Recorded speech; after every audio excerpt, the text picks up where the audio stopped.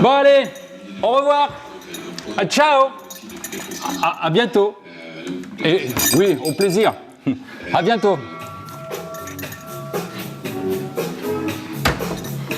Bon.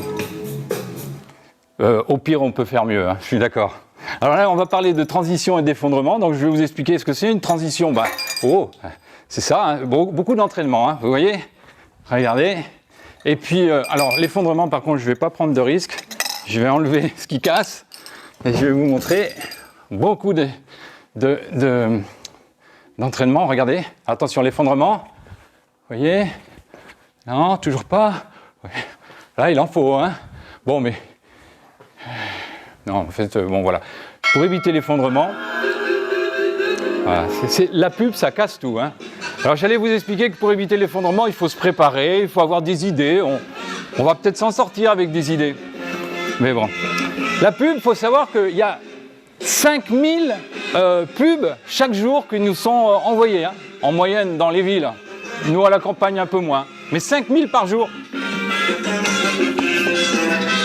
Ah, bon, bah écoutez.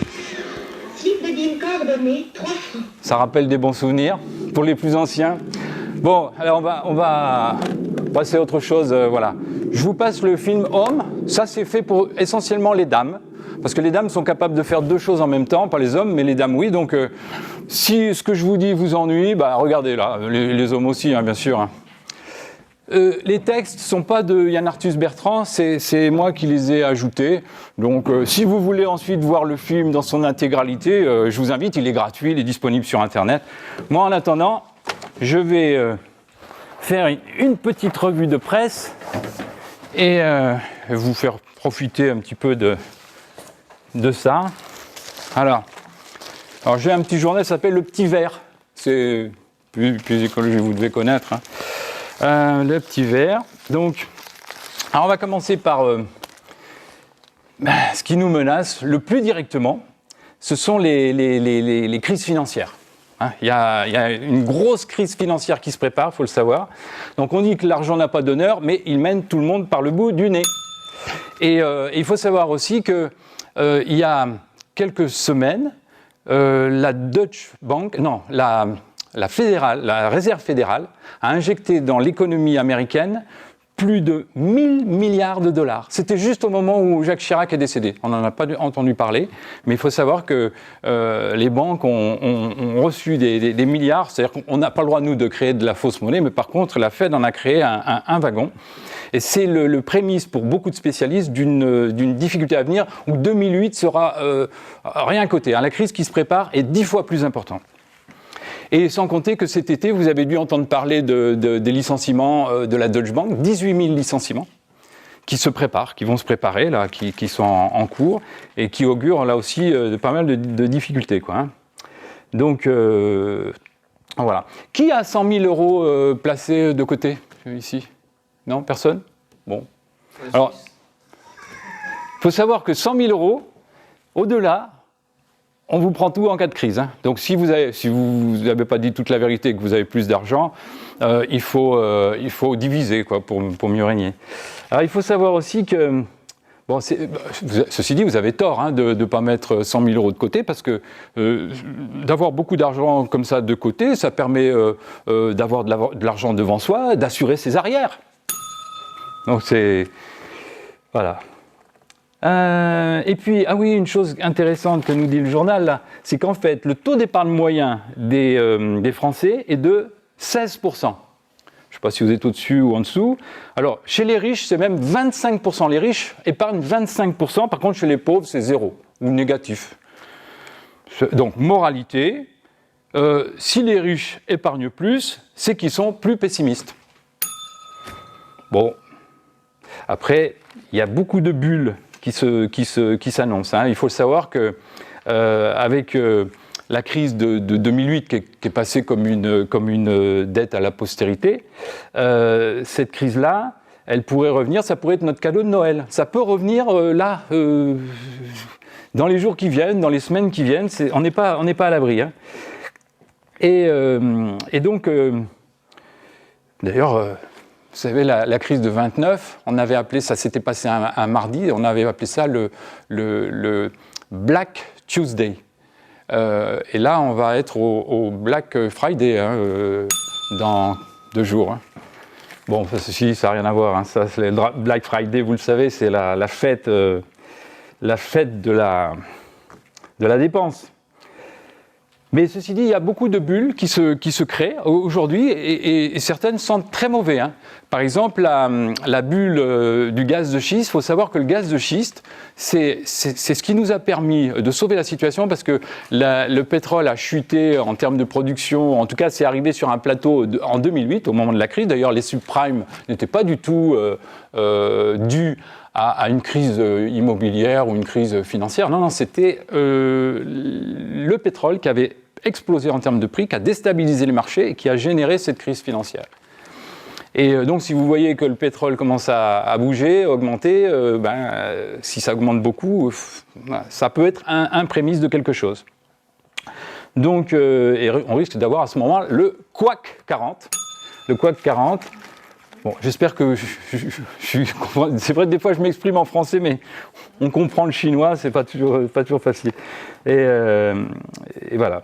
Et alors en cas de crise, ah oui, autre bulle aussi, c'est les taux négatifs. Vous savez que la France emprunte aujourd'hui à des taux négatifs, même la Grèce, qui était en difficulté, emprunte maintenant à des taux négatifs. Et donc on la paye quelque part, c'est ça que ça veut dire taux négatif, on la paye pour distribuer de l'argent. Et donc il faut savoir que nous en France, on a la chance d'avoir majoritairement des taux fixes, mais dans le reste du monde, ils ont des taux variables. Ce qui fait que si jamais, et pas si jamais, c'est qu'aujourd'hui, il y a une menace d'inflation à venir, et donc ceux qui, dans le reste du monde, ont des prêts à taux variables, eux, ils vont morfler en premier, comme pour les subprimes en quelque sorte, quoi, vous voyez ? Donc voilà. Et quand il y a des bulles qui, comme ça, se développent, elles sont ce qu'on appelle systémiques, c'est-à-dire elles peuvent entraîner d'autres choses.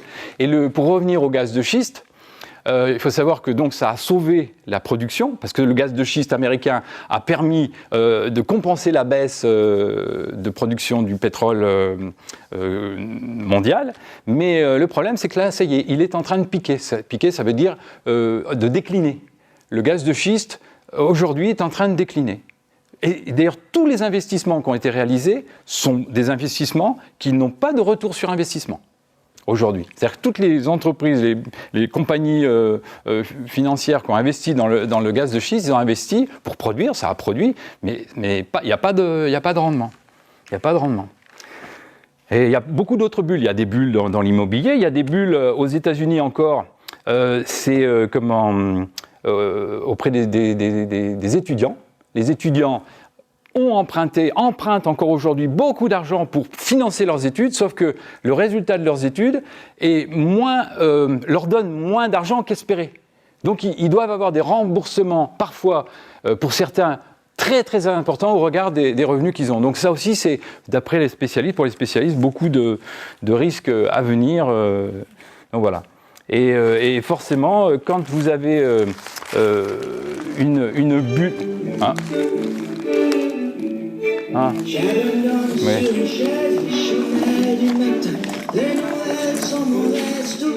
C'est ça.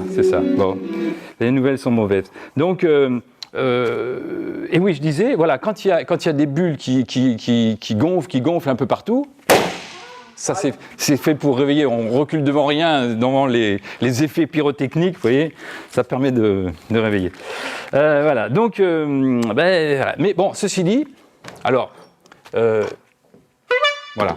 Au pire de ce que je viens de vous dire, on peut faire mieux. Alors, je passe à mieux. C'était la crise financière. Maintenant, on va parler des dérèglement climatique. Alors, je vous lis ce que dit le journal. Il y a 11 700 ans, nous sommes sortis d'une ère glaciaire. Durant la période de glaciation, la Terre a perdu 2 degrés. La Terre a perdu 2 degrés en 100 000 ans. 2 degrés en 100 000 ans. Et ça a entraîné à l'époque la baisse du niveau des mers de 120 mètres. 120 mètres. C'est-à-dire qu'on pouvait traverser la Manche à pied. Hein. Et puis surtout, à l'époque, voilà, 2 degrés en 100 000 ans, alors que le GIEC, tout le monde connaît le GIEC, prévoit dans ses derniers rapports 7 degrés en 100 ans. C'est-à-dire à la fin de ce siècle, si on continue comme on est, c'est 7 degrés. Aujourd'hui, on a pris 1,2 degré. 1,2 degré. Rapport du GIEC. Hein. Et il faut savoir que le GIEC a commencé ses rapports dans les années 90, hein, enfin un petit peu après, 92 de mémoire je crois. Et le fait est que, au fur et à mesure que ces rapports se sont développés, ils faisaient des tas de prévisions. Alors c'est facile pour le GIEC parce qu'ils sont des milliers de scientifiques de par le monde et puis ils font des tas de prévisions, des tas de scénarios. Et ces scénarios, eh bien à chaque fois, malheureusement, les résultats observés ont été toujours pires que les scénarios les plus problématiques, enfin les plus voilà. Donc nous, voilà, on est sur une pente, enfin je ne sais pas si on peut dire pente, de 7 degrés en 100 ans. Yes, we can. Et ce qu'il faut savoir, c'est que 15 degrés, c'est la température moyenne de la planète. Entre le pôle nord, pôle sud, équateur, 15 degrés, c'est la température moyenne. Donc si on considère que la Terre a pris, depuis le début de l'ère industrielle, 1,2 degré, hein, comme l'atteste le rapport du GIEC, nous qui faisons 37 degrés, notre corps, notre température corporelle est de 37 degrés. La Terre, vous voyez, 15 degrés, elle a pris 1 degré. C'est comme si nous, on prenait 2 degrés à peu près. Hein. C'est-à-dire que de 37, on passe à 39. Déjà, à 39, on n'est pas bien. Donc je ne vous explique pas ce qui risque de se passer si à 2 degrés, c'est comme si nous, on passait à 41. À 41,3, on est mort. Donc voilà, donc il va falloir tout faire pour qu'on n'atteigne pas ces 2 degrés. Alors je vous expliquerai après comment. Mais voilà, c'est vraiment dramatique ce qui se passe. Hein. Donc voilà, de degré ou de force, d'ailleurs, il faudra éviter les 2 degrés. Vous avez senti là, degré ou de force? Bon, enfin, d'ici la fin du siècle, augmentation du niveau de mer jusqu'à 13 mètres. A priori, 13 mètres. Alors, je ne vous raconte pas, le Bangladesh est submergé. Il y a 160 millions d'habitants hein, au Bangladesh. 160 millions, ça fait beaucoup de monde à venir. Hein. Et s'il y a une augmentation simplement d'1 mètre, hein, d'1 mètre, bien, les Pays-Bas sont sous les eaux. Hein. Les Pays-Bas, bon... Il faut savoir que les gens, enfin les habitants des Pays-Bas, c'est le peuple le plus grand du monde. Je ne sais pas la hauteur moyenne, mais c'est le plus grand peuple du monde. Mais malgré tout, de toute façon, ils auront besoin de tuba, hein, peut-être ou je ne sais pas, mais en tout cas, il y aura un problème. Alors, oui, c'est à quel sujet ? Ah, bon, oui, c'est vrai. Ça, c'est pour me rappeler que je fasse une petite présentation personnelle. Je reviendrai sur ces trucs. C'est pour que vous puissiez mieux comprendre, connaître ce que je suis, ce que j'ai fait, etc. Alors, je vais me présenter. Je suis famille d'accueil depuis 4 ans, depuis que je suis arrivé ici à Pressas. On a accueilli en 4 ans un peu plus de 40 enfants. Rien qu'avec tout ça, je peux vous dire, en 4 ans, je pourrais écrire un livre d'ici 1 an ou 2. D'ailleurs, c'est dans mes projets. Des livres, j'en ai écrit 18. Et pourquoi ? Parce qu'en fait, depuis pratiquement 20 ans, je suis intéressé par ça. J'avais créé un site qui est toujours en ligne d'ailleurs, qui s'appelle scénariocatastrophe.com, qui faisait l'inventaire de tous les problèmes à venir. Et déjà, il y a 20 ans, c'était déjà comme ça. Hein. C'était déjà un gros problème qui s'annonçait. Et puis j'ai fait tout un tas de bouquins. Alors d'ailleurs, le plus important... Enfin, ah oui, c'est ça que je voulais dire. Avant de vous expliquer ça, on a reçu plus de 40 enfants, mais j'ai eu quand même 4 enfants. Alors, je suis très fier de mes enfants. Et d'ailleurs, j'en ai un, le petit dernier, il vient d'avoir 18 ans. Il est dans la salle, là. Il va rougir de ce que je vais dire. Il vient d'avoir 18 ans il y a 2 mois. Et puis, bon, c'est d'après les sources que j'ai, c'est le premier de sa classe. Hein, il nous a annoncé il y a quelques jours, d'ailleurs, qu'il envisageait le 20 en maths pour le bac. Et puis, que dire encore c'est un garçon qui est déjà autonome. Il vient d'avoir son permis, de 18 ans et 2 mois, il a son permis. Et puis il est arbitre national à la Fédération française de foot. Il gagne déjà sa vie. Et il voyage partout, enfin en tout cas dans la moitié sud de la France. Et puis voilà, donc voilà pour vous situer un petit peu. Alors lui, il est en pleine réussite. Par contre, moi, non. Alors j'ai créé des dizaines d'entreprises, plus d'une centaine. J'étais à Nice depuis 1980 et j'en ai fait un livre parce que toutes mes entreprises se sont soldées par un échec. Donc j'ai fait un livre qui s'appelait « Sans échec, sans échec ». et préfacé par Jacques Séguéla. Vous savez, Jacques Séguéla, c'est celui qui disait « si tu n'as pas de montre à 50 ans, tu as raté ta vie ». Bon, moi, j'ai jamais eu une montre. Donc, mais je ne vais pas rater ma vie parce que tous ces échecs, je les ai faits avec beaucoup de plaisir parce que toutes ces entreprises, j'ai pris beaucoup de plaisir à les faire. Alors, avant ce livre, ou du moins tout dernièrement, tiens, là, il est sorti il y a 2 mois. Comment devenir maire ou conseiller municipal. Bon, ça, il y a 2 versions parce qu'il y a une version pour Amazon. Amazon, bon, enfin, c'est comme ça.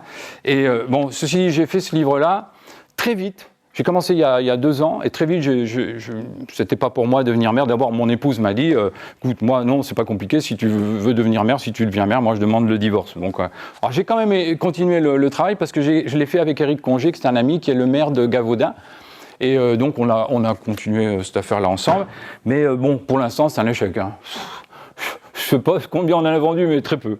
Il est sorti en septembre. Alors avant, j'avais fait un livre sur notre village, ici à Pressas, un projet de transition pour notre village. Pareil, je crois qu'il y a dû y en avoir 8. Ceci dit, je ne cherchais pas à gagner de l'argent, il était en libre service à la bibliothèque. Avant, j'écris je suis dépositaire du nom de domaine l'écolomie, écolomie.com, donc j'ai fait un bouquin là-dessus. Alors j'ai fait aussi un bouquin sur les catastrophes, ça c'était suite au scénario. Alors ça, ce sont des nouvelles, des petites nouvelles, où j'ai pris mes neveux et nièces, je les ai mis en situation, des petites nouvelles. J'avais fait aussi un livre, un roman de fiction écologique, Quand la nature ne tient qu'à un fil. Voilà. J'ai pris beaucoup de plaisir à tout ça, mais l'ensemble de tous ces livres, si j'en ai vendu 100, tout, c'est tout. Hein. Et j'en ai fait des plus polémiques. Alors celui-là, c'est plus polémique, Allah contre nature, parce que moi j'étais un défenseur de la nature, Allah contre nature. Et d'ailleurs, j'avais fait aussi un livre il y a quelques années aussi, hein, tout ça remonte. Hein, la voie et l'ordre naturel, ça m'avait été inspiré par la nature, ou ma nature, je sais pas. Et puis le tout premier que j'avais fait, il faut qu'il soit remis à jour, c'était un guide pour se préparer à la vie sans pétrole. Voilà, guide du savoir-vivre en autosuffisance. Il faut que je le refasse, je vais le faire là prochainement. Voilà, vous savez à peu près, pas tout, hein, mais enfin une partie de ce que je suis, ça vous permet de me situer, quoi. Donc je continue par rapport à ce dérèglement climatique. Ce qu'il faut savoir, c'est que en 2050, le climat de Londres sera celui de Madrid d'aujourd'hui. Et Paris sera celui de Canberra, pour vous situer un petit peu les choses. Laurent Ruquier qui nous dit « D'après les experts, la Terre se réchauffe. Enfin, un geste pour les sans-abri. Les écarts à la moyenne augmentent plus vite. » Ah oui, ça c'est important. Ce qu'il faut savoir, c'est que quand vous vous dites oh, si ça a augmenté de 1 degré, c'est pas très grave. Après tout, il fera meilleur l'hiver. Il suffit de mettre de glaçons de plus dans son verre l'été, etc. Mais en fait, non. Le problème, c'est que il y a beaucoup de choses qui vont changer. Par exemple, le Bordeaux, peut-être on ne boira plus de Bordeaux. On devra boire du Brest. Peut-être que vous ne pourrez plus avoir de pizza 4 saisons, mais peut-être simplement des pizzas 2 saisons, 2DE ou 2EUX. Il faudra par contre mettre le rosé un peu plus longtemps au frais. Et si, il y a une solution qui m'a été suggérée par un de mes gendres. Parce que je vous dis, j'ai 4 enfants, dont 2 filles, 2 gendres, et un de mes gendres m'a dit, si, il y a une solution contre le dérèglement climatique, c'est qu'on s'équipe tous de clim et on les pousse à fond. Voilà, on ouvre les portes et on pousse les clims à fond. Voilà, bon, je ne vous cache pas que ça ne fera pas partie de la liste des 15 idées que je vais vous suggérer. Hein. Bon, enfin, au pire, on peut faire mieux. Alors, on va faire mieux. Maintenant, on va faire mieux dans la biodiversité. Alors, la biodiversité, qu'est-ce qu'elle nous dit? Alors, ce qu'il faut savoir, c'est que 75% des insectes, ça c'est une information que beaucoup d'entre vous ont dû avoir, hein, 75% des insectes ont disparu en moins de 30 ans. Ça veut dire que si on fait une petite règle de 3, hein, c'est facile, hein, 75% des insectes ont disparu en moins de 30 ans, règle de 3, dans combien de temps il n'y a plus d'insectes? Alors ces insectes volants, hein, dans moins de 10 ans. Dans moins de 10 ans, il n'y a plus d'insectes. Or, le phénomène s'accélère en plus. Donc, vous voyez, on est vraiment en train de scier la branche sur laquelle on est assis. Hein. Et c'est une guerre contre la nature que nous faisons quelque part. Et cette guerre, si on la gagne, on est perdu. Il faut comprendre ça. Hein. c'est pas très drôle, mais bon. Ah si, quelque chose de drôle, si, il y a quand même c'est pas trop tôt d'ailleurs, les gens qui, vous savez, qui déboisent la forêt amazonienne, ils ont décidé de faire un geste pour l'environnement. Ils mettront désormais de l'essence sans plomb dans leur tronçonneuse, voilà. Bon, on est quand même la première espèce, ça c'est quand même aussi très significatif, hein, et je fais partie de ces gens-là, hein, puisque pour la conférence j'ai imprimé des trucs, des affiches, bon, enfin voilà. Et donc on imprime des papiers où on dit sauvons les arbres, quoi. Des papiers qui ont été, vous le savez, faits justement avec des arbres. Enfin bon. Oui, c'est comme ça. Chaque minute, en Amazonie, on déboise l'équivalent de 60 terrains de football. 60 terrains de football. C'est l'équivalent d'un département qui est bétonné tous les 10 ans. En France, ah oui. Ah non, en France, l'équivalent d'un département est bétonné tous les 10 ans. Et ce qui est terrible, c'est que c'est les gens de 68, je suis un peu partout, enfin, c'était un peu avant moi, mais ce sont ceux qui rêvaient, vous savez, de la plage sous les pavés, quoi. Et c'est eux, enfin, c'est cette génération qui aura le plus bétonné, quoi, quelque part. Enfin, il faut planter des arbres, au pire, ils serviront pour nos cercueils. Bon, alors, faut aimer l'humour noir, hein. Mais bon, on est dans une situation un peu difficile. Est-ce que vous savez combien il y a d'arbres par personne sur la planète ? Il y a 422 arbres. Bon, c'est précis, hein, les scientifiques ont fait un calcul mathématique, hein, mais quand même, on estime qu'il y a à peu près aujourd'hui 15 milliards d'arbres qui sont coupés chaque année. Il reste 3000 milliards d'arbres et certains scientifiques ont mis, ça fera partie de la première idée que je vous proposerai de voter, il y a des scientifiques qui ont proposé que l'on plante 1200 milliards d'arbres supplémentaires et ça permettrait d'absorber le CO2. Hein, les arbres, ce n'est pas la source de captation principale du CO2, c'est la mer, hein, ce sont les océans, mais quand même, au moins là on aurait une maîtrise là-dessus, donc c'est une idée qui ne mange pas de pain, hein, qui peut... voilà. Et c'est possible parce que voilà ce qui est dit, dans le slip d'un homme, il y a 6 arbres, il y a un petit être plein de charme qui peut plier, mais qui peut être dur comme un chêne, mais quand il a fini son boulot, il devient un saule pleureur. Voilà. Des arbres, ah oui, des arbres fruitiers, il faut les mettre dans les villes pour nourrir les SDF. Voilà. Voilà, la Troisième Guerre mondiale a commencé, mais c'est une guerre écologique, c'est sûr. L'effondrement de la culture. Ah oui, l'effondrement de la culture. Miss France, vous savez qu'ils ont fait un test là pour le niveau de culture des Miss, et il y en a une qui pensait que Marlène Schiappa c'était une sprinteuse. Effondrement de la culture. Bon, ça n'a rien à voir, ça. Bon, allez, on passe. Donc, au pire, on peut faire mieux. Non, c'est là. Voilà. Emprise sur les terres arables. Alors, bon, ce qu'il faut savoir, c'est qu'en 1950, c'est facile à se rappeler ce chiffre, en 1950, il y avait en moyenne, par terre cultivée, 2 tonnes de vers de terre. En moyenne, 2 tonnes de vers de terre par terre arable, par terre cultivée.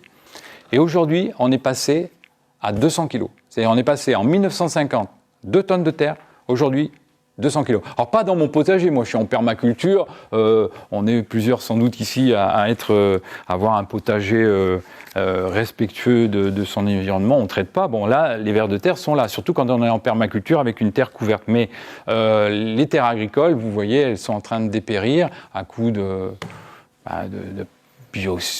fongicides, d'herbicides. Bon, enfin voilà, c'est... oui, voilà. Alors ensuite, et puis c'est ça qui est terrible, c'est qu'on fait venir du Brésil du soja, qui là aussi participe de la déforestation. Hein. Et moralité, manger de la viande tous les jours, c'est pas bon pour l'homme, mais c'est pas bon pour l'animal non plus. Ouais, ça fait... Ah, au fait, vous savez quand 2 véganes se marient, ou quel est leur traiteur ? Non ? Gamme vert. Bon, ça c'est pour mettre un petit peu d'ambiance, hein. Ça n'a rien à voir. Hein. Alors, l'intérêt aussi en mangeant plus de légumes, c'est que vous ne risquez pas de manger de mâche folle.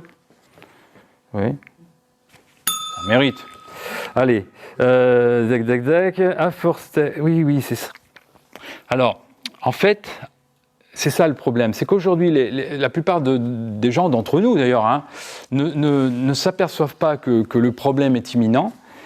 C'est un petit peu comme si on tire sur une corde, vous savez, on est de plus en plus à tirer sur une corde, et la seconde ou les quelques secondes qui précèdent le fait que la corde casse, on n'imagine pas qu'elle va casser.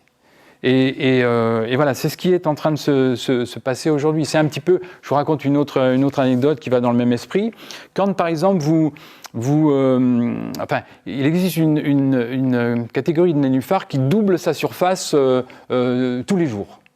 Et donc, si vous mettez cette catégorie dans un très très grand lac, ça double sa surface tous les jours.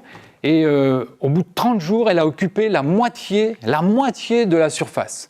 Combien de temps faudra-t-il pour que ça occupe tout le lac? Réponse, une journée. Voilà. Le lendemain, ça aura occupé tout l'espace. Donc, on voit bien, si vous voulez, qu'on est là dans une situation où on a une emprise sur les terres arables, sur la biodiversité, sur tout ça, et à faire comme si de rien n'était. Hein. Voilà, bon.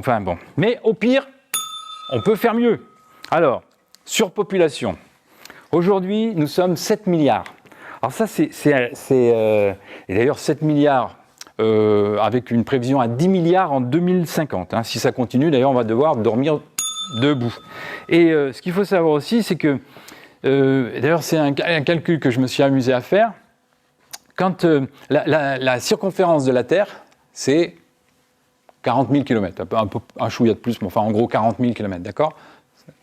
Si on s'amusait, nous les hommes, tous les hommes, c'est pas possible parce qu'il y a des mers, hein, mais à se donner la main comme ça, de façon très courte, hein, c'est-à-dire à 1 mètre de distance, comme ça, on se donne la main et on fait le tour de la planète. Alors, au début, quand je me suis dit, on arriverait au moins à faire un tour, mais vous divisez les 7 milliards que nous sommes par les 40 000 kilomètres, qui font donc après en mètres, hein, enfin voilà, eh bien on arrive à 175 tours de la planète. C'est-à-dire qu'on serait 175 personnes en randonnion comme ça, à se serrer la main tout autour de la planète, 175.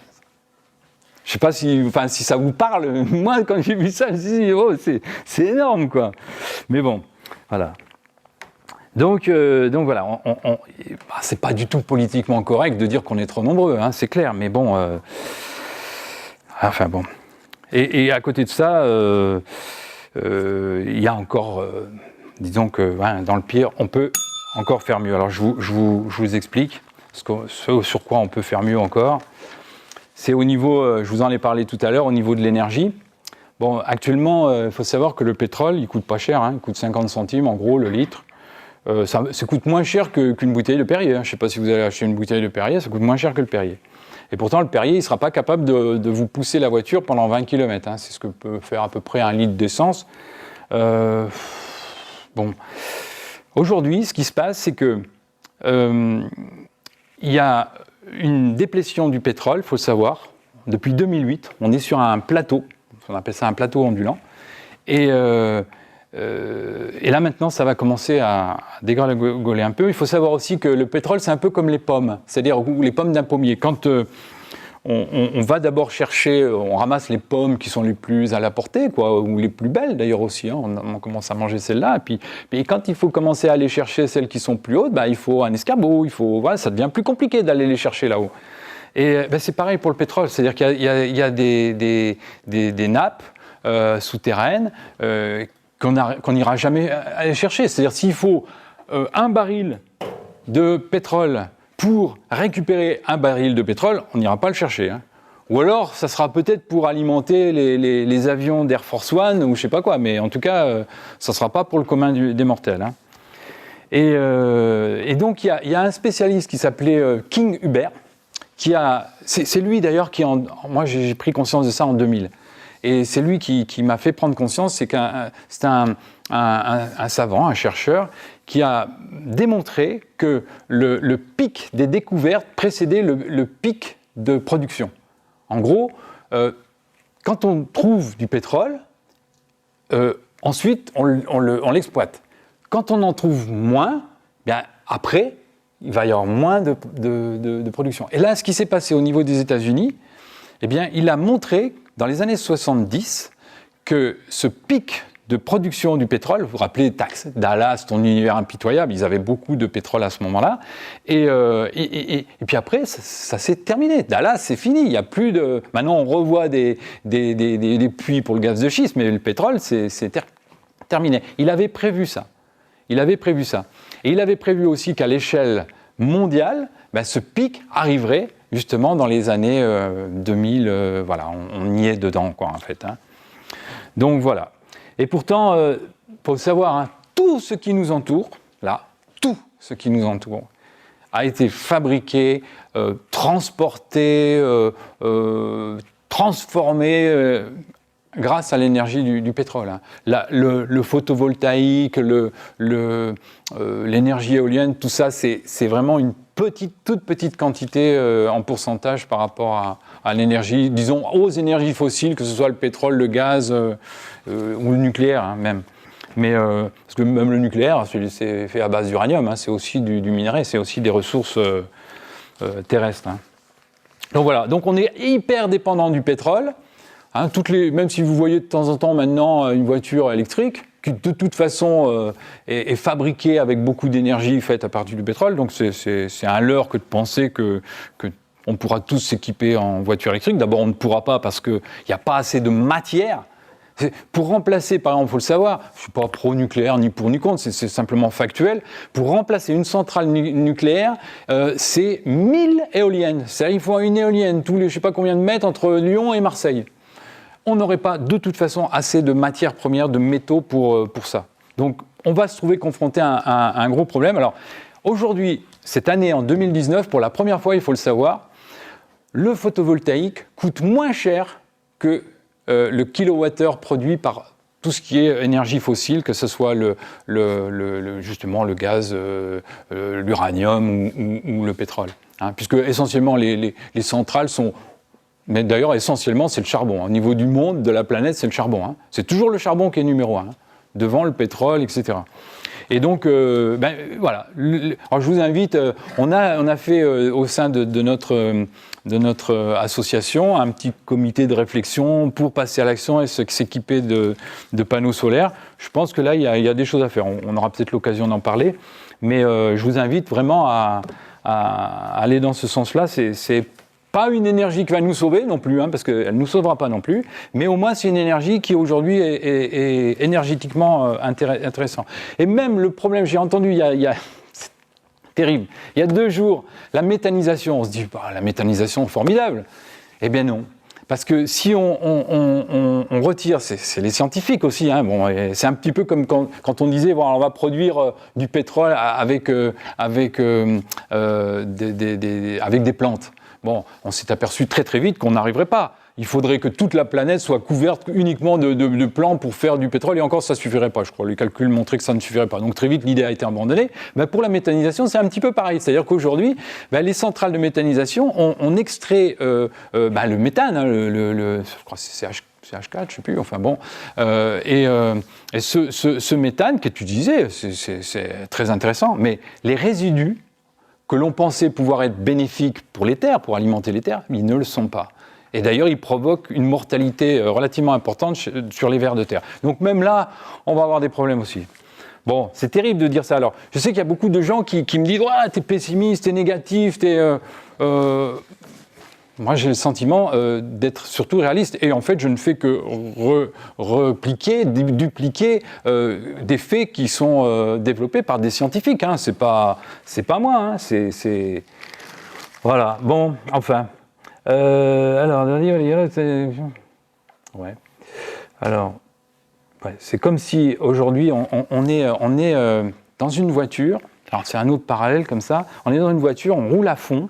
Et le réservoir, il est pas très loin d'être vide, quoi, mais nous, on continue à rouler à fond. Hein. On ne s'aperçoit pas le truc. Et je vais faire un autre parallèle qui est assez intéressant. C'est l'île de Pâques. Vous connaissez l'île de Pâques ?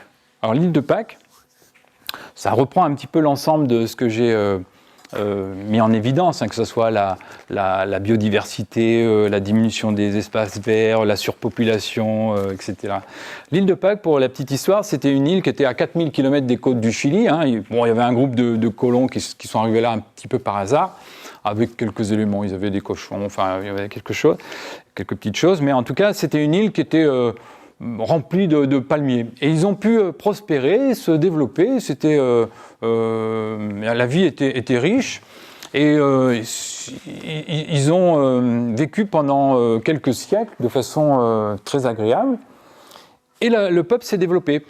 Il y avait de plus en plus de monde. Mais ils avaient besoin, bien sûr, d'énergie, parce qu'il fait froid l'hiver là-bas. Hein. Donc il fallait couper du bois pour se chauffer.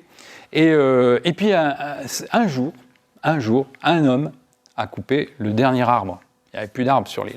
Alors là, les ennuis ont commencé.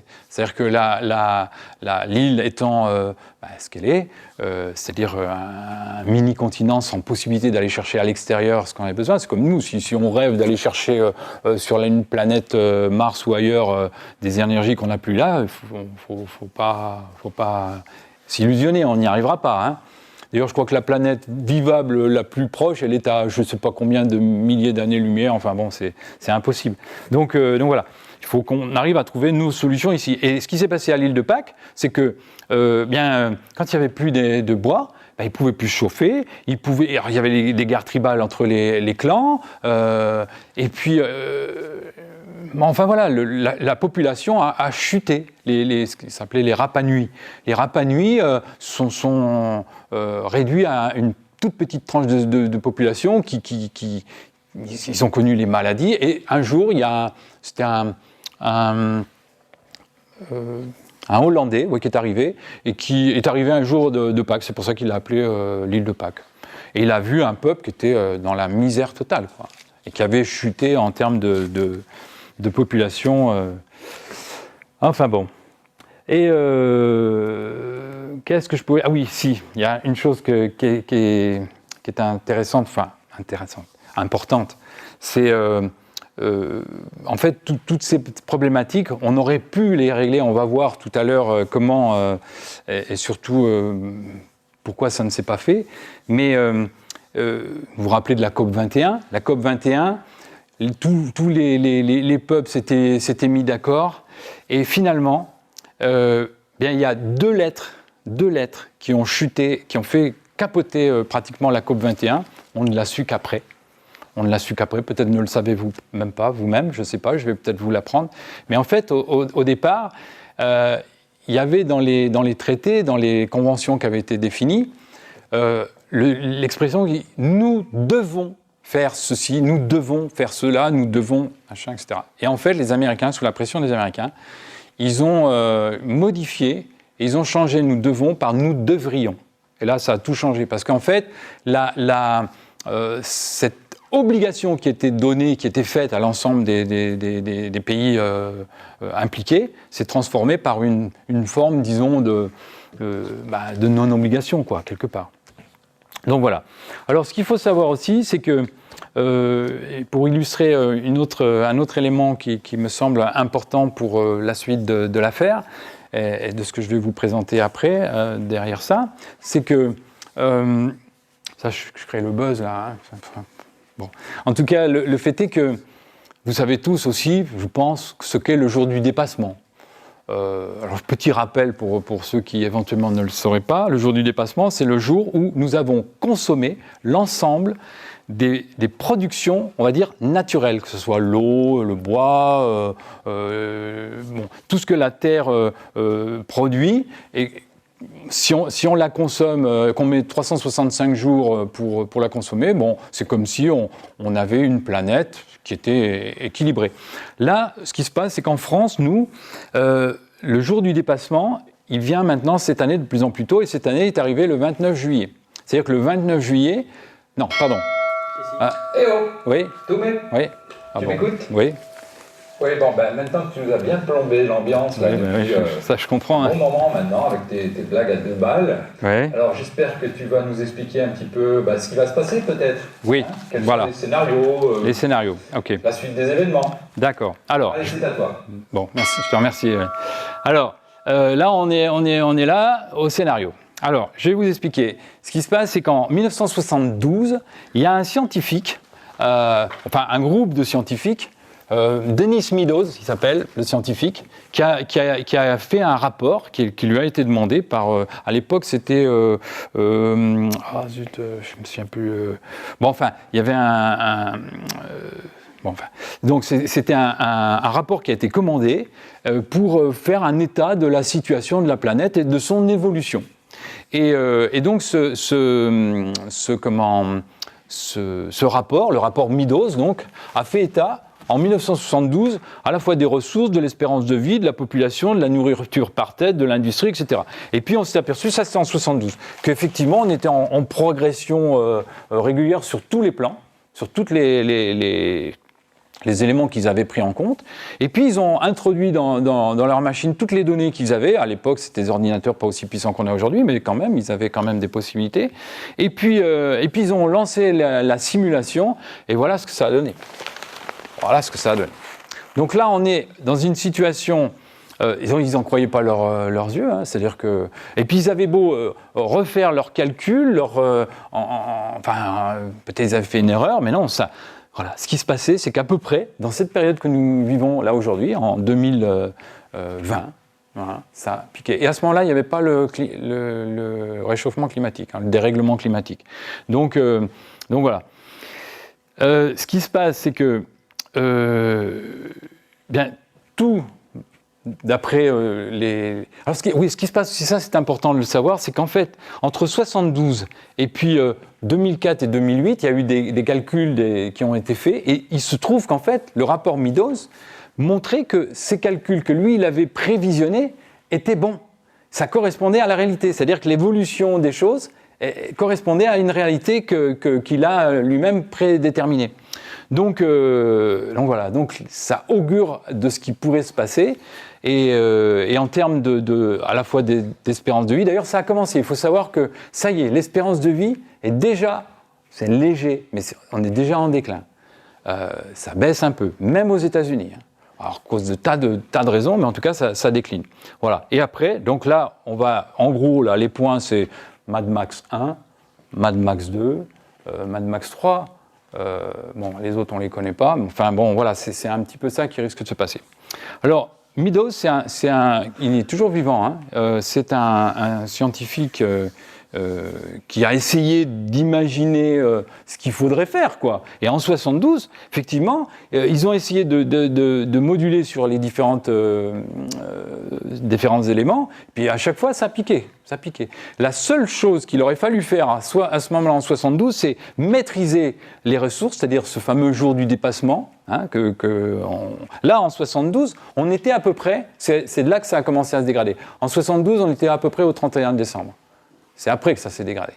Mais à ce moment-là, il aurait fallu être vertueux, c'est-à-dire qu'il n'y ait pas plus de population. En 72, je ne sais pas combien on était, mais peut-être on était sur la planète, admettons, 3 milliards, peut-être, je m'en souviens plus. Mais en gros, voilà, il aurait fallu qu'on soit vertueux sur le nombre de populations, sur le développement industriel, sur la pollution, etc. On ne l'a pas été, et voilà ce qui va se passer, quoi. Alors, Meadows on va faire une petite expérience, je l'ai vu dans une conférence, c'était assez intéressant. Il fait une petite expérience que je vous invite à faire avec moi.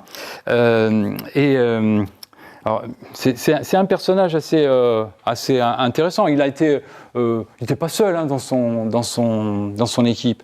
Il avait beaucoup de scientifiques. D'ailleurs, après, en 2004 et en 2008, beaucoup d'autres scientifiques ont participé à ces recherches. Hein. Voilà. Et donc, il faisait une petite expérience lors de ces conférences. Il disait, bon, écoutez, on va essayer ensemble de faire en sorte que toutes les personnes à l'extérieur puissent nous entendre pour qu'ils sachent qu'on est là et puis peut-être qu'on agisse ensemble. Alors, on va le faire. Donc, je vais vous demander de frapper dans vos mains. Je vais compter jusqu'à 3 et après, je dirai clap. Vous voyez, bon. Et donc, tous ensemble, vous tapez dans les mains quand je dirai clap.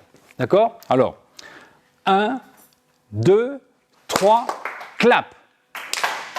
Voilà. Donc, vous voyez, il y a un petit décalage. Alors, je vous ai trompé, c'était volontaire, c'est ce que fait Meadows, pour montrer qu'en fait, il y a des intentions, et puis après, il y a la communication, il y a la politique, il y a tellement de choses qui font qu'il y a des décalages entre nous, des décalages de pensée, des décalages d'action, et c'est pour ça que quelque part, on en est là. Et aujourd'hui, on parle depuis des années de développement durable. Malheureusement, j'ai une mauvaise nouvelle, c'est que développement durable, faut oublier, on ne pourra pas continuer à se développer comme on se développe aujourd'hui avec une durabilité. On va arriver dans un monde où il va y avoir une forme de décroissance qui va nous arriver. Alors, c'est un petit peu comme pour un accouchement, ça ne va pas forcément se passer facilement, ça peut se passer un petit peu dans la douleur, mais on peut en même temps se préparer à ça. Hein. Donc, on va parler de solutions tout à l'heure. Et ce que je pense qu'il faut, c'est prendre conscience qu'il ne faut pas faire de négationnisme. Parce que le négationnisme, c'est occulter ce qui s'est passé dans le passé. Et là, il y a des personnes qui font du négationnisme sur l'avenir, sur le futur. Et je pense que quelque part, ce serait une erreur de le faire. Il faut regarder les choses en face et prendre conscience. Et puis, ne pas avoir peur de ça. Je prends un autre exemple pour illustrer un petit peu cette histoire. Si on est dans une île, voilà. On a débarqué, un naufrage, on se trouve sur une île, et puis là, il y a un prédateur terrible, un grizzly, enfin bon, peu importe, mangeur d'hommes.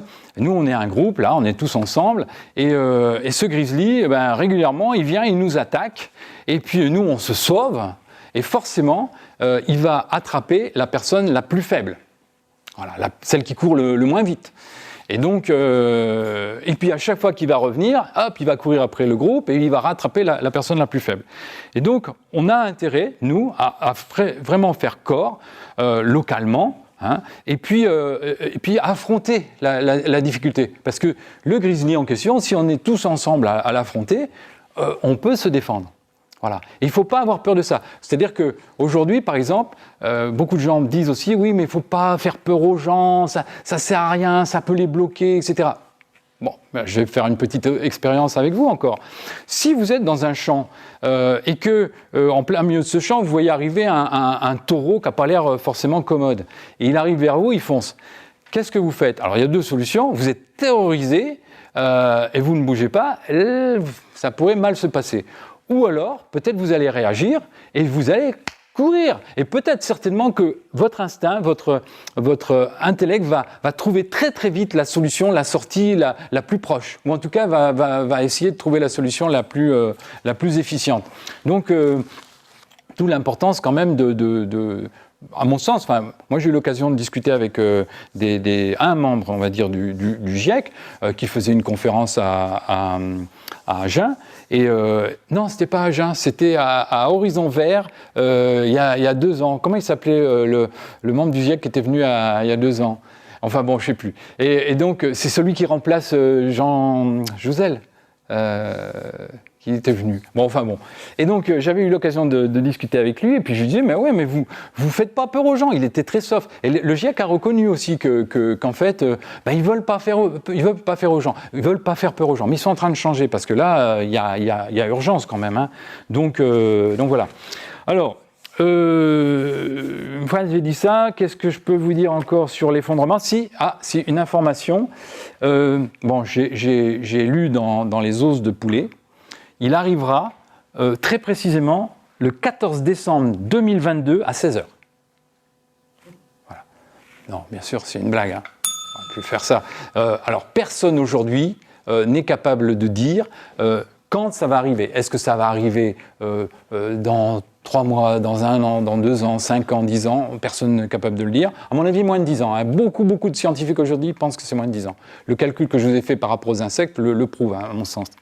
Mais pour autant, est-ce que ça va être lent ou est-ce que ça va être rapide? Là aussi, personne ne le dit. Vous avez des gens qui comme Yves Cochet, qui pensent que ça peut être très très rapide, d'autres qui pensent que ça va être beaucoup plus lent. Enfin bon, c'est difficile à dire. Par contre, il y a une chose puisque je parle d'Yves Cochet, que je peux vous dire, qui est une définition de ce qu'est l'effondrement. Hein, le titre de cette conférence gesticulée, c'est Transition effondrement. Et qu'est-ce que... Oui, d'accord. Ça, c'est une alarme pour vous parler de quelque chose d'important. Pour pas que j'oublie. Ah non, c'est les idées, ça. Non, excusez-moi, c'est les idées. On y arrive. Alors, voilà, bon, les idées. Vous avez votre bulletin, rouge, vert. Vous êtes prêts? Alors, première, ça va aller très vite. Alors, solution globale, 5 idées. Alors, la première, c'est planter des arbres. Hein. Voilà, solution numéro 1, planter des arbres. L'idée, c'est de développer la biodiversité, faire qu'il y ait des arbres. Allez-y, votez, vert, rouge. Il y a 2 rouges. Rouge, t'es pas pour planter des arbres? Bon, majorité de vert, tant mieux. Mais il y a 2 rouges, je comprends pas, là. Solution numéro 2, entrer en décroissance, en simplicité volontaire, c'est-à-dire prendre conscience qu'il faut faire moins, quoi. Majorité de vert, unanimité de vert, parfait. Ok, solution... Ben là, c'était, oui, bon, un petit peu, c'est comme Midos, un petit décalage.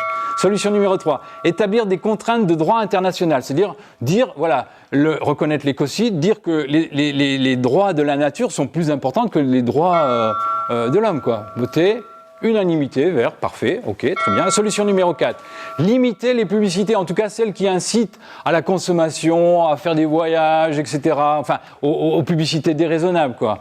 Alors, allez-y, votez. Donc, majorité, unanimité, tout va bien, ok. Solution numéro 5, relocaliser, définir une taxe au kilomètre parcouru, c'est-à-dire plus les produits viennent de loin, plus on les taxe. Plus ils sont prêts, moins on les taxe. Au contraire, on prend les taxes de ceux qui viennent de loin pour le prêt. Allez, votez. Majorité, unanimité, ok, parfait. Alors maintenant, autre solution. Maintenant, ça va. Oui, les autres solutions, on en parle après, ce seront les vôtres. Bon, il y en a certainement plein. Bon, j'ai limité à 5, mais il y en a beaucoup, puis vous en avez. Alors maintenant, les solutions, on a fait les globales. Les solutions locales. Maintenant, ce qu'on peut faire localement. Alors, parce que l'idée, c'est de... Voilà. Numéro 1, développer l'autonomie locale, l'eau, l'énergie, la nourriture, essayer que localement, on soit le plus autonome possible. Donc, votez. Allez-y, votez. Majorité, unanimité, tout va bien. Bon, parfait. Ça, c'était la première idée localement. Deuxième idée, mettre en place une monnaie. Alors, monnaie plus tard, hein, mais en tout cas, un service d'échange local. Pensez au Venezuela, 130 000% en 2008. Donc, une monnaie locale, et surtout un moyen d'échange local. C'est ça l'idée. Votez, hop, voilà. Presque unanimité, mais pas tout à fait, mais presque. Alors, solution numéro 3, créer des ressourceries, des capacités mobiles, des répars-cafés. L'objectif, c'est zéro déchet, c'est de recycler. Voilà, on aura l'occasion d'ailleurs ici de faire un écoloto où on fera gagner des objets d'occasion. Voilà, votez, hop, unanimité, parfait. Ça, c'était la troisième, voilà la quatrième. Mettre en place des ateliers solidaires d'échange de savoir-faire. Ça, on le fait avec notre association. L'idée, c'est sans bourse déliée, hein, simplement en participant aux échanges. Voilà, bon, ok. Voilà, majorité, parfait. Alors ensuite, la dernière, 5e, créer des aériels, c'est-à-dire des havres de nature, des trocs de plantes, des jardins solidaires, des haies de biodiversité. Enfin, l'idée, c'est que la nature soit révélée, faire des abris pour insectes, vous voyez, des choses comme ça. Votez. Voilà, unanimité, très bien. Alors pareil, beaucoup d'autres initiatives, on en parlera peut-être après. Alors ensuite, favoriser la démocratie participative, c'en est, créer des agendas partagés, je crois qu'il y en a une troisième, enfin, ouais, créer des cuisines solidaires et collectives, enfin bon voilà, il y a plein d'autres idées qu'on peut mettre en place. Donc ça, c'était les idées locales. Maintenant, les solutions, on va dire, familiales ou individuelles, enfin on va raisonner famille, mais voilà. Alors, première solution, créer un réseau de partage, mais pas forcément de Facebook, hein, parce que si vous avez 1000 amis sur Facebook, c'est pas terrible, il vaut mieux avoir des vrais amis, des proches, voilà, ça c'est important. Donc, votez, hop, unanimité, parfait. Numéro 2, faire des économies sur ces factures contraintes. Alors, essayez de chaque année de faire qu'on dépense un peu moins d'eau, un peu moins d'énergie, en tout cas, c'est que ces factures diminuent. Je pense que ça, c'est un objectif au niveau de la famille qu'il faudrait faire. Alors, votez. Ouais, bon, unanimité, parfait. Ensuite, solution numéro 3. Non, il n'y avait pas une unanimité. Se préparer au grand froid, aux grandes chaleurs, aux tempêtes. L'idée, c'est, voilà, il va se passer des choses avec le dérèglement climatique, il faut se préparer. Se préparer, voter pour, contre, oui, majorité, parfait. Solution numéro 4. Acquérir des compétences résiliente. Alors, il y avait par exemple apprendre l'aquaponie, la méthanisation, alors même si je mets un bémol parce que j'ai appris les choses, la spiruline, utiliser les micro-éléments efficaces, des petits élevages, apprendre à faire du tannage de cuir, de la culture de champignons, qu'est-ce qu'il y a encore, fabrication de bière locale, pourquoi pas, installation. Voilà, l'idée c'est installation photovoltaïque, entomoculture, ça c'est l'élevage des insectes, c'est fini. Voilà. Bon, l'idée voilà, c'est de trouver des compétences, d'acquérir des compétences pour pouvoir ensuite avoir des moyens d'échange, quoi. Voilà, voter, unanimité, parfait.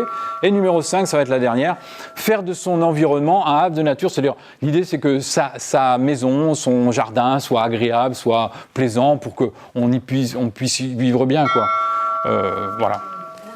Ça c'est important, ok. Bon, bah voilà, on a fait le tour. Alors, on va en parler, là on était dans les idées, on en parlera ensuite pour la suite. Je reviens sur l'effondrement, si j'ai un petit peu le temps. L'effondrement, alors d'après la définition d'Yves Cochet, l'effondrement est un processus à l'issue duquel les besoins de base, entre guillemets eau, alimentation, logement, habillement, énergie, etc., ne sont plus fournis à un coût raisonnable. Ah oui, ça c'est un autre appel pour autre chose. Non, ne sont plus fournis à un coût raisonnable à une majorité de la population par les services encadrés par la loi. Voilà, c'est Yves Cochet. Donc, alors, je vais vous faire une simulation. Nous sommes sur le Titanic, vous avez compris. Et le problème, c'est que moi, quand j'ai démarré en 2000, je pensais sincèrement qu'on était sur le Titanic, mais qu'on n'avait pas heurté l'iceberg. Maintenant, on l'a heurté, c'est clair. Tous les scientifiques le disent. On va vers une situation qui va être difficile. Donc, il faut se préparer. Et là, je vais faire la simulation. On est sur le Titanic. Et alors là, je ne vais pas me faire des amis. Je vais me mettre tout le monde à dos, mais attendez la fin de l'explication, vous allez mieux comprendre. Pour moi, on est sur le Titanic et personnellement, voilà, je ne suis pas gilet jaune. Moi, je suis gilet de sauvetage. Bon, c'est pas un gilet à ma taille, mais il faut que j'ai encore du travail pour l'adapter. Mais je suis gilet de sauvetage, pas gilet jaune. Pourquoi ? Parce que je pense que les gilets jaunes, ils sont en train de travailler. Certes, c'est tout à fait normal de faire des revendications quand on a des fins de mois difficiles, mais le problème, c'est qu'aujourd'hui, les milliards qui ont été donnés, ils ont été donnés, pas pris aux riches pour les donner aux pauvres. Les riches sont toujours aussi riches. Ça n'a rien changé. Par contre, on a fait marcher la planche à billets. Là, la planche à billets a fonctionné. Et cette planche à billets, qu'est-ce qu'elle fait ? Elle donne du crédit pour que les gens dépensent plus. Et malheureusement, c'est ça qui quelque part, accélère le processus, le fait de dépenser le plus, le Black Friday, etc. Et donc, moi, sur le Titanic, je pense que le truc à faire, c'est de préparer les canaux de sauvetage, aller chercher des solutions pour se préparer à une situation qui va être difficile. Bon, mais pas revendiquer, je pense que ça ne sert à rien. En tout cas, voilà. Mais, alors, il faut suivre le raisonnement. Vous savez, on dit des fois que le président, il a des pensées complexes, je ne sais plus quelle est l'expression. Alors moi, dans ma tête, c'est un bordel, je ne vous raconte pas. Et vous allez comprendre après pourquoi. C'est que, finalement, je pense, et nous sommes de plus en plus nombreux aujourd'hui à penser, tous ceux qui réfléchissent à ces choses-là depuis bien longtemps, à penser qu'on sauvera l'humanité et on sauvera les générations futures que s'il y a un effondrement. Parce que s'il n'y a pas d'effondrement, qu'on continue comme ça pendant encore quelques décennies, on va non seulement épuiser les ressources, épuiser la biodiversité, épuiser tout, et on ne laissera rien à nos... Moi, j'ai des petits-enfants, j'aimerais qu'ils puissent arriver à vivre à peu près correctement. Ils ne vivront pas comme nous, ça c'est sûr, mais qu'ils vivent, ou même qu'ils vivent simplement. Mais si on ne fait rien, ça sera difficile. Donc, moi, je pense qu'il faut qu'il y ait un effondrement. Donc, quelque part, les Gilets jaunes ont raison de continuer à faire ça. Continuer à acheter des SUV, ces services non utiles, ouais. Bon, enfin, peu importe. Et donc, voilà, continuer à dépenser. Oui, c'est ça, sans utilité véritable. SUV, sans utilité véritable. Et donc, continuer à dépenser. Black Friday, allez-y. Voilà, il faut continuer. Plus vous continuez à dépenser, plus ça va s'effondrer vite. Et mieux c'est pour les générations futures. Vous voyez, la pensée, elle est complexe. Mais réfléchissez à ça. Bon. Je ne suis pas arrivé à cette réflexion tout de suite. Il m'a fallu un paquet de temps. Mais je crois malheureusement que c'est comme ça. Voilà, alors à partir de là, quelques petites choses que je voulais terminer de vous dire. Ça, je l'ai dit. Alors, oui, encore une petite chose que disait Pablo Servigne. Qui connaît Pablo Servigne? Personne? Non? À part, ouais. Alors Pablo Servigne, c'est un scientifique aussi, hein, c'est un scientifique qui. Alors je vous invite à découvrir un petit peu soit son livre, ses livres, parce qu'il a écrit plusieurs livres, ou ses conférences. Il y a pas mal de choses sur Internet qui sont très intéressantes autour de lui, mais pas que lui, il y a plein de gens. Moi, je vous invite, tout ce que je vous ai dit, il ne faut pas le prendre pour argent comptant, il faut aller se renseigner, fouiller, analyser, comparer, chercher. Et donc, dans ce cas, vous allez apprendre des choses et comprendre des choses qui vont vous permettre de réagir, quoi. Enfin, de réagir, en tout cas, de vous préparer. Et c'est, me semble-t-il, important de se préparer, à la fois, comme on l'a vu, localement, c'est-à-dire au niveau de son village, de notre village, et puis familialement, et l'un ne va pas sans l'autre, parce que vous avez ce qu'on appelle des survivalistes. Alors les survivalistes, ce sont ceux qui se préparent, mais là, c'est individuellement. C'est-à-dire, eux, ils vont même jusqu'à se préparer en ayant des armes pour se battre, parce que eux, ils se disent que ça va être sauvage, quoi. Les Mad Max, quand on va arriver à Mad Max, ça va être chaud bouillant. Bon, et moi je pense que non. Je pense que non. Je suis sûr de rien. Personne n'est sûr de rien. Même Pablo Servigne, même Yves Cochet, personne n'est sûr de rien. Mais le fait est que ça pourrait ne pas se passer comme ça si nous sommes solidaires. Si alors j'avais c'est cette nuit, j'ai pensé à un truc cette nuit. Vous savez, il y a le PPCM, le PGCD, et puis je l'ai noté, mais je ne sais plus où. Il y a on peut créer le plus petit commun dénominateur commun. En fait, en gros, si vous voulez, si sur un village, imaginons que tout le village soit équipé de panneaux photovoltaïques, il n'y aura pas de problème d'alimentation en énergie. Par contre, si on est autonome en alimentation, c'est pareil. Par contre, si dans le village, il y a une partie assez importante qui n'est pas autonome, eh ben, les problèmes peuvent se poser. D'où la nécessité de créer une dynamique de groupe, et pas simplement une dynamique de solution individuelle, en fait, ou familiale, mais il faut aussi qu'il y ait une dynamique de groupe, une dynamique de village, de communauté. Nous, on travaille avec notre association sur l'ancien canton, on va dire, sur les 10 villages. Sur les 10 villages. D'ailleurs, c'est pour ça que ces conférences, on les a proposées sur 5 villages pour essayer d'informer, de sensibiliser les gens sur ce qu'on fait, sur les différentes actions. Je vais vous en parler. Et donc, je reviens à ce que disait Pablo Servigne par rapport à cette situation, par rapport à ce que dénonçait Meadows. Il disait, voilà, on est en plein Thanksgiving là, qui arrive. Et puis, il y a beaucoup d'élevages de dindes qui sont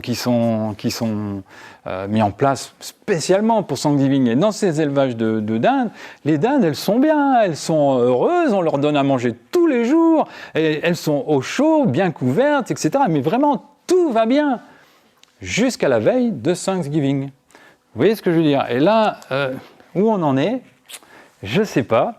En tout cas, voilà. Et dans les solutions, alors, il y a beaucoup de solutions qui sont utopistes, peut-être irréalistes. Dans l'association, dans ce que l'on essaye de faire, c'est d'être vraiment très concret dans les solutions qu'on propose. Alors, vous en avez eu un petit inventaire. Alors, finalement, à part j'ai vu quelques bulletins rouges, mais l'unanimité était quand même au vert. Donc, je pense qu'il y a quand même des choses à faire, il y a quand même des solutions qu'on peut développer. Et en l'occurrence, alors, il y a plein de choses, là, j'ai pas mal de fiches, j'ai plein de choses que j'aurais pu vous dire, mais d'ailleurs, si j'avais pu vous dire tout ce que j'aurais voulu vous dire, ça aurait été peut-être comme ça. Finalement, vous avez entendu ça, vous avez compris ça, vous avez retenu ça, et vous mettrez peut-être en application que ça. Bon, c'est une réalité, c'est comme ça. Mais par contre, si on est, je sais pas, 25, 30, je sais pas combien, si chacun fait ça, ça finit par faire ça. Donc, voilà. Alors, je vous présente l'association. Donc, COPT, ça veut dire Comité d'organisation des projets de transition. Voilà, Comité d'organisation des projets de transition. L'idée, c'est de réfléchir, de travailler, réfléchir sur les solutions qu'on peut mettre en place. Voilà, d'ailleurs, dans le petit tableau, vous avez mis vos coordonnées. Si vous voulez participer, vous êtes les bienvenus. Alors, on a mis en place les ateliers des terroirs, ça s'appelle, pour échanger les savoir-faire. L'idée, c'est que on puisse changer. Là, par exemple, on a fait un atelier pour faire des cadeaux pour Noël. On a fait des ateliers pour apprendre à faire de la spiruline, à faire un bassin de spiruline. On a fait des ateliers là. On va en faire pour apprendre à souder. Voilà. Et on a fait aussi des actions de transition. On a fait le déchetton pour nettoyer la nature. On va faire un écoloto. Des opérations zéro déchet. Enfin, bon, l'idée, c'est d'être très concret, très pratique dans ce qu'on peut faire. Et en même temps qu'on peut aussi avoir des actions individuelles, familiales, mais aussi des actions on va dire, locales. On a mis en place une banque du temps, un service d'échange local. L'idée, c'est de s'échanger. Voilà. Alors, vous avez remarqué que j'ai démarré la conférence en disant au revoir, en reculant en marche arrière. Là maintenant, je vous invite je vous souhaite la bienvenue, quoi. Je vais terminer avec une petite expérience. J'ai un diplôme que j'ai eu vraiment quand j'étais très jeune, le diplôme de Carnegie. Alors Carnegie, il y avait un petit exercice qu'on nous faisait faire. Alors je vais vous le montrer, c'est pour marquer les esprits. Alors, voilà. Je connais des gens qui sont dans la médiocrité et qui resteront dans la médiocrité simplement parce qu'ils sont incapables d'agir.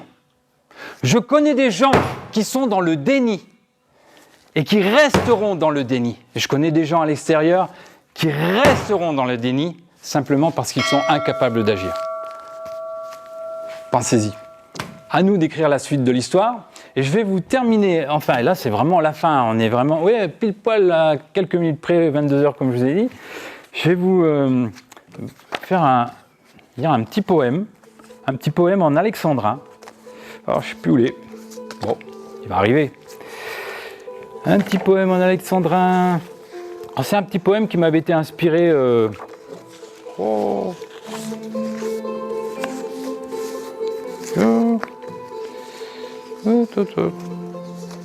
Ben non, je ne retrouve pas. Oh.